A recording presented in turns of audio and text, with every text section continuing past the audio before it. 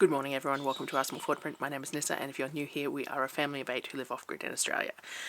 It is early Saturday morning. I have been so slack with getting videos out. I've had a couple of really flat days where I've had to have naps in the afternoon, and because of the colder weather, we've been getting up later, going and inside earlier. So the days have just been so short, and I just haven't managed it. I don't know how much you can see at the moment. It's only a couple of degrees out here at the moment, so there's lots of fog and no frost, but a lot of fog.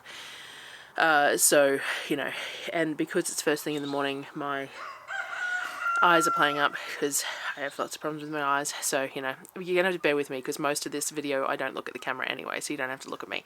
And by the time I finish doing the voiceover, maybe it'll all be sorted.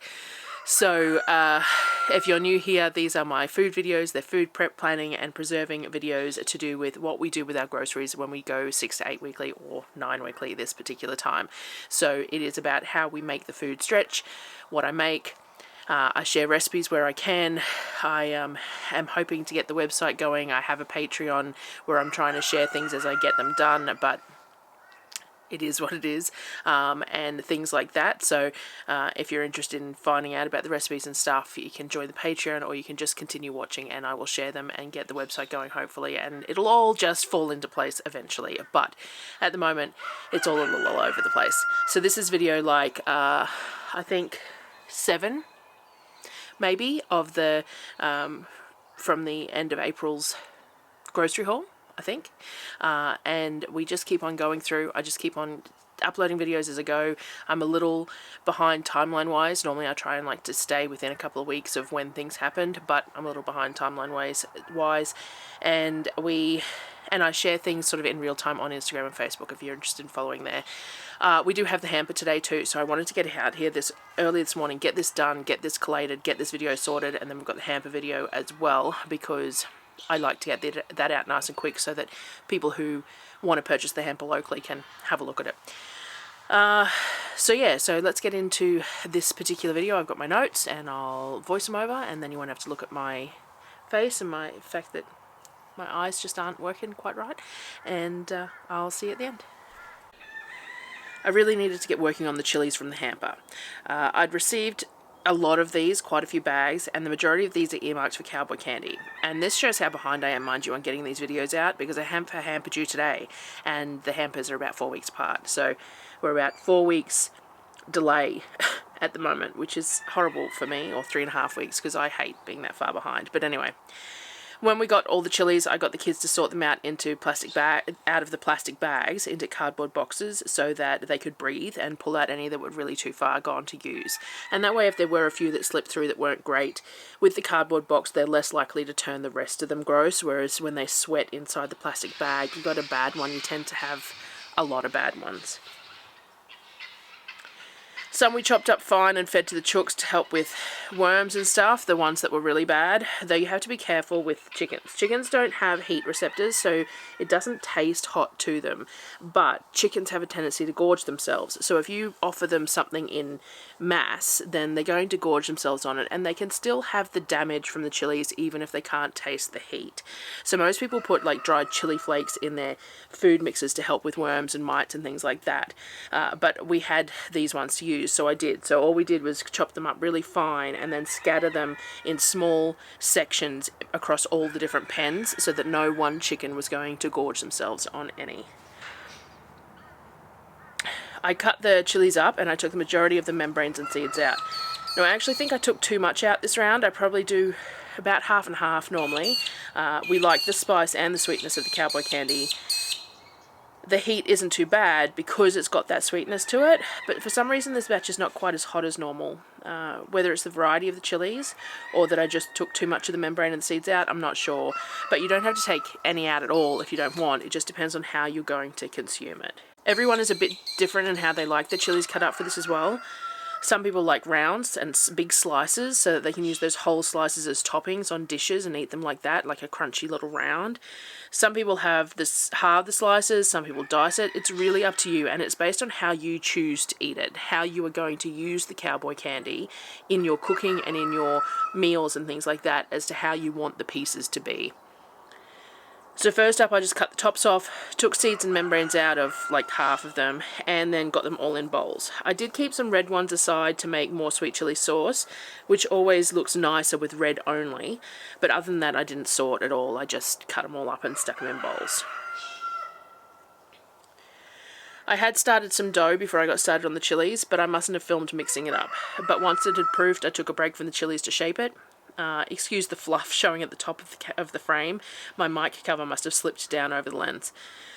These were to go with dinner, but I think at this point I hadn't even decided what I was serving them with. The video I think spans a couple of days because there were so many chilies and I just kept on having to interrupt the chili processing to make food because even apparently, you know, even while I'm trying to get something like this done, I do have to feed the children as well, apparently. So I shaped this dough into slider-esque style rolls and put them into my cast iron pans for their second proof. After about half an hour they had gotten nice and puffy, so I gave them an egg wash and sprinkled with sesame seeds and got them baking on the barbecue. And back to the chilies. So in saying that about how people like the chilies sliced and presented and that sort of thing, we like ours finely diced. I do a mix of almost a puree and then other large dices. This is because we predominantly use Cowboy candy as a marinade or as an add-in in things like pasta sauces or mayonnaise, or in my pork mix for my sausages or anything like that. It's rare that we use chunks or drizzle it over things, though Darryl will drizzle a little extra on stuff that he eats for himself regularly, but he generally just drizzles a teaspoon of the brine. He doesn't mind if he gets chunks in there, but it's not the main way that we use it. So I just use my Thermomix. I puree some up fairly fine and just turbo other batches, so we have a variety of textures and sizes in there. As I do it, I add it all into a big pot.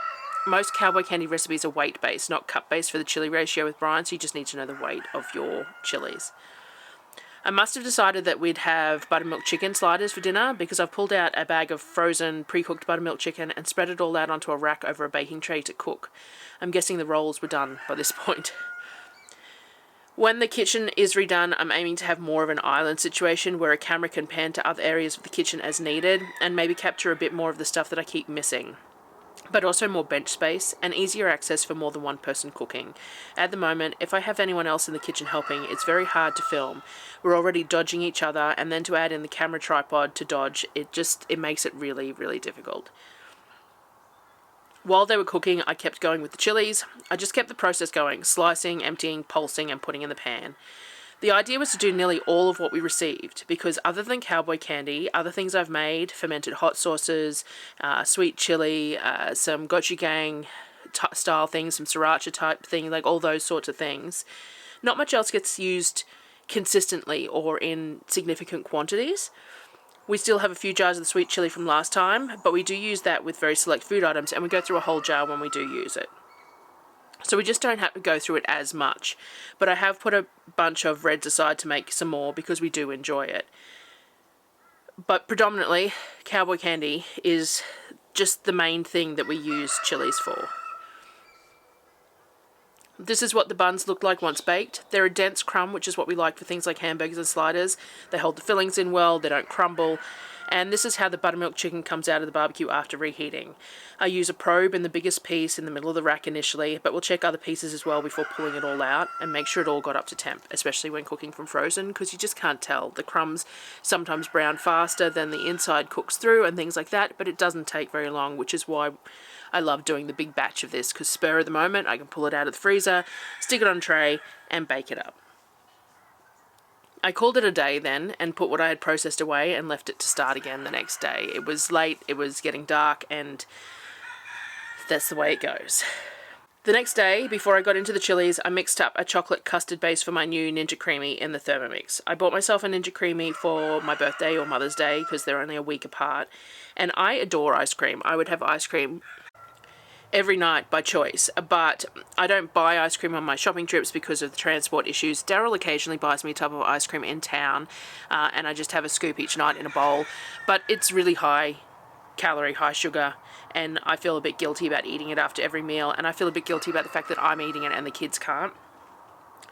I bought a ice cream churn last summer, and it's great and it makes great ice cream, but there's a lot of fiddling around to get to make it work.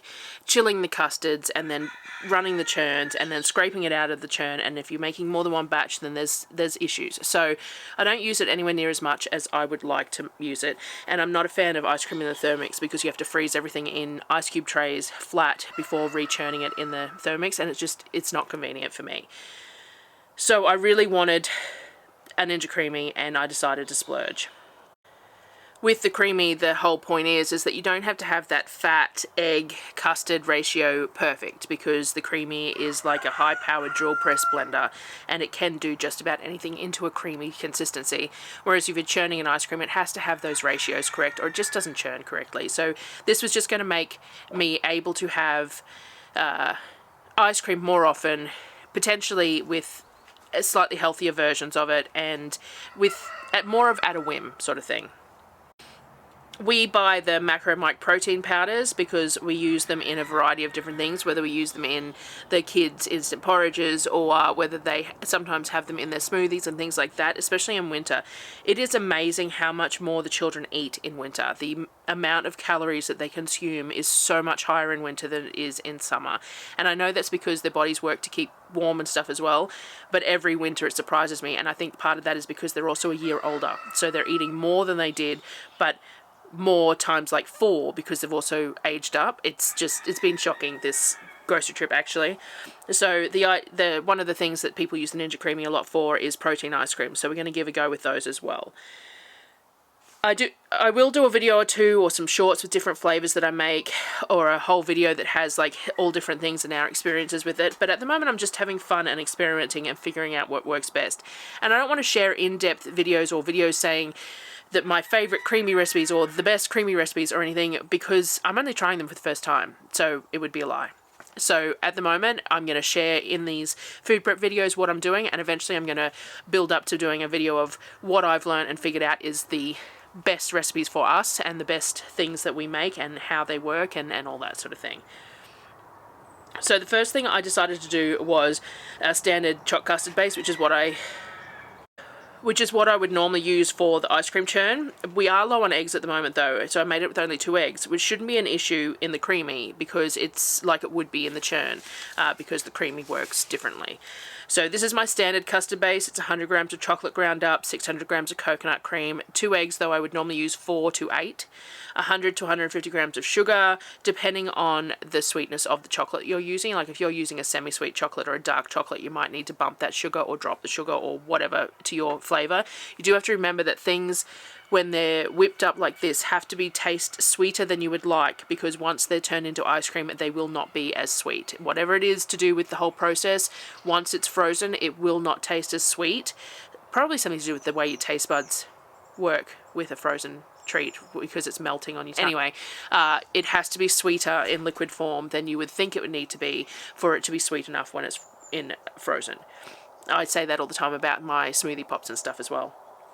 And I add 50 grams of cocoa and a pinch of salt, all thrown in and cooked on 90 for about 8 minutes, speed 3, and that's it. Again, one of those things that I love about the Thermomix. I ground up the chocolate and then I threw everything else in, turned it on for 8 minutes, and I have custard. Once it's cooked, it's a lovely, rich and shiny custard. It's fairly thin. More egg would thicken it more, and refrigeration thickens it as well. If I was eating this as a chocolate custard over something like a dessert as a custard, I probably would have put a little bit of cornstarch in it to make it a thicker custard as well, but the whole point is that it doesn't need to be thick here, it just needs to have the richness and the flavour. I put that aside to cool for a bit because I'm not sure whether I should put it hot in the creamy jars, though apparently the creamy jars are microwave safe, so they probably could tolerate it, but besides that I just put the jug aside to cool for a bit. After that I got back to the chilies. So in the end I decided to do 5 kilos worth. That was the size batch that I decided to do. There was still quite a bit left, but I just chucked them in the freezer. Because I don't do slices and stuff with my chilies, having them a bit squishy from the freezer for Cowboy candy doesn't matter to me. So those in the freezer can be used to make another batch once this one runs out. I added the appropriate amount of apple cider vinegar. I'll put the ratios of everything I used in the description, and if I forget, just prompt me. And then I added sugar. Now, because of the way we use our Cowboy candy, I double or I quadruple the ratio of brine to chilies, because it's that liquid that we use the most. The chunks of chili are lovely, but it's the brine, and so cooking the chilies in that brine and heat makes that brine really spicy and sweet. But this means that there's a lot of sugar in these, because it's the syrup that the chilies are suspended in. However, it's used in such small amounts that this kind of sugar usage doesn't worry me so much. You can, of course, reduce it. The sugar helps keep the colour vibrant, it helps with the texture to end up syrupy, but it is not necessary for the safety of the recipe. You also keep in mind that I'm like quadrupling the brine here to the ratio of chilies. So it's completely up to you how sweet you want to make it, but the whole thing of it is a Cowboy candy. It is supposed to be a sweet and spicy pickled brine, pickled jalapeno or chili or whatever. I got my sugar in there, I added some turmeric. There are some other ingredients in some of the recipes, some other spices and things like that, but we tend to keep it really simple. I add the other spices in things when I'm making them, because as I said, we tend not to eat the Cowboy candy on its own. It's as ingredient in part of things. And then got it on the stove. We want to bring this up to a boil, but you do need to stand near it, because with that quantity of sugary syrup in there, if it overflows, it's really not fun. Even on my kitchen that has decking that I can scrub and put boiling water on.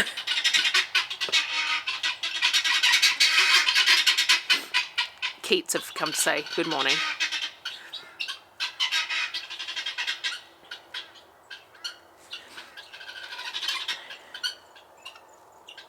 While that was cooking away, I made up the other tubs that I had for the creamy. It came with 3 in the box. I've since ordered more, but initially it was just the 3. I hadn't realised at this point that I didn't have to make full serves. The deluxe model that I know has a top only or a bottom only blend, which is great. You can blend the top half, eat it, and then blend the bottom half the night after. But you can also just make a serve exactly the size you want, which is more what I tend to do. But at this point, I wasn't aware. I also wasn't sure how well, if you spun it and stuck it back in the freezer, what it would be like the next day, if you needed to respin it. This was all experimentation and learning. So I filled one tub with the chocolate custard, and it only filled half of the next tub. Because I was working on needing to have the tubs filled at this point, I took the tub that wasn't quite filled up to the max fill line, and I added some protein powder to that chocolate ice cream. So I used the chopped caramel peanut protein powder blend with water, using my little whizzy stick, and then blended that through the chocolate ice cream, thinking that that would make a good, like that would taste nice together. Macro Mike is a vegan protein, which appeals because it means the kids can have it too, and it was actually bought to use in baking and porridge, as I said, for the kids over winter. But I wanted to try it like this as well, because it's one of the selling points of the creamy is the protein ice creams, and whilst I don't diet as such, everyone should be aware of what they're eating, the quantity of calories that they're consuming, because you don't want to overdo anything. It's silly, and I definitely don't want the kids to overdo it, though my kids are very active. But because of that, the idea of having lower calorie but still super tasty ice cream available every night makes sense to me. So if I can do some using lower sugar or with protein powders and things like that. And see, these protein powders already have some gums in them, so they make it nice and thick, but they also are done with monk fruit, so less sugar, all those sorts of things. So we're giving it a go, and we'll see how we go. I had a 1/3 pint to use up, so I decided to try a straight protein powder with cow's milk for myself, because I have never tried these just as that, because as I said, I don't use them as a meal replacement or a protein shake or anything. We use them generally in cooking. I had the Thermomix bowl with the bits of chocolate custard still left in it. Now, on all my reading that I had done, a lot of people said that the protein powder-based ones without egg and stuff needed something a bit more. People use pudding mixes or xanthan gums or Jell-O mixes in America, so I gave this a go with some gelatin. Straight gelatin. I buy this to make marshmallows and gelatin gummies and things like that. I bloomed the gelatin in some milk and then added the protein powder and blended it to get some air in, and then poured it in. This one was a chopped caramel almond protein. I had just grabbed sample bags to try when I bought these last. I must say that I much prefer the almond-based ones than the peanut ones. The peanut ones all tend to have the same flavour to them, but the almond-based, the caramelised biscuit one and the caramelised white chocolate, very tasty. Once that was all blended, I poured it into the 3rd tub and then got them into the freezer. Now, these have to freeze for 24 hours before you can use them. While I was letting that Cowboy candy simmer for a bit and reduce and get more syrupy, I pulled the last pork roast out of the freezer. I decided I was going to turn this whole one into mince. I can use pork mince for many things: sausage rolls, spring rolls, pork buns, dumplings, breakfast sausage, or just spiced up and cooked off for stir fries and stuff. So because I had some chunks in the freezer to pressure cook later in the month already, we already had some pulled pork in the freezer as well, mince seemed the best option here. I took the rind off like usual, leaving most of the fat on the roast because we want a good amount of fat with the lean for the mince, and put that aside. I chunked up the roast into pieces that will fit down the chute of my Louvelle mincer. As I always say, one of my favourite purchases. The Louvelle mincer is amazing, and if you're in the market for a mincer, then I highly recommend it. I have an affiliate link in the description because I absolutely adore it and recommend it. I got a coarse grinding plate out because with pork it's a fairly soft meat. These are good cuts. I tend to grind the beef a little smaller depending on the quality because you need it smaller to be tender, more tender. Depending on if you're cooking it, like some coarse grind stuff, if you're making chili or something, that's different. It's going to cook for ages. But if you're doing a quick cook with beef mince, then you need it to be finer so that you don't have any chance of those bits of gristle or anything. But with pork, it's not that big a deal. So I just put it through the chute and ground it. I found that the Louvelle runs at about 1 kilo a minute, so it's a super quick job. Because the day had gotten away from me again and it was already 4:30 p.m. at this point, I decided to put the lid on the Cowboy candy and put it aside to put in the jars the next day. Nothing will be hurt by it sitting in the fridge overnight. And because it was dinner time, I cooked off some of the pork mince. I just put a bit of oil in the pan, the mince and some garlic, some rehydrated mixed mushrooms, a bunch of wombok. As you can see, Dolores was hanging around because there was raw meat on offer. I added some oyster sauce, as I said, a bit of the wombok, a sprinkle of corn flour, basically what they call an egg roll in a bowl. I think it's very much an American term. The inside of a spring roll, but in a bowl form. However, this is nowhere near enough to feed 8. So what I did, and I only had that one pan because I had the other Cowboy candy going at this point, and anyway, so I only cooked one pot up and I wasn't real sure what I was doing with it at the time. This was very much a throw stuff in the pan and then figure it out later. So what I did was I cooked up 1 kilo of the Jin Mai Lang ramen noodles and then mixed that through the cabbage and mince concoction, adding a couple of tins of corn as well, and called it dinner. So it's sort of like a pork ramen, I suppose. Darryl had some of the Cowboy candy brine drizzled over the top of his as well. Very much a throw together at the end of a long day kind of meal, but it was very tasty, and you know, it was a fairly rounded meal in the end. So that was another video. Now, my eye is a little bit better at the end here, but my lens doesn't seem to like the current temperatures. It looks foggy to me, but we will see. And the roosters have decided it is well and truly morning. So anyway, that was like video 7, I think it was 7, of the food prep, and I didn't even get the Cowboy candy finished canning. I'll have to do that in the next video, or this one will take too long. So all I did was put the lid on it, stick it in the fridge. I'll bring it back up to temperature tomorrow when I am doing putting it in jars, and then I'll get it in jars and I'll get it processed. So that'll be on the next video. But we will do the food hamper video up next, and I still need to do a bit of a FAQ sort of a thing with the 6-year thing. I just haven't got, as I said, I had a couple of flat days. I spent the afternoon sleeping. It was bad pain days, and just it wasn't great. So I lost a couple of days there, as well as with the whole temperature change and everything else, and it's been difficult. So we've got the hamper arriving today though too, and we also have the gentleman from Itchy's Excavations coming to do some bulldozer work to help us clear some paths around the new building so that we can get to the chicken pens easier with the bales of hay and stuff. So we've got that happening today as well. And not to mention that we're getting down to like -1 overnight. So firewood being added onto it, sun setting really early, you know, anyway. So I think my camera's on one hell of an angle here and the lens is so foggy, and we're going to leave it there. And I will see you guys on the next video. Thanks for joining me again.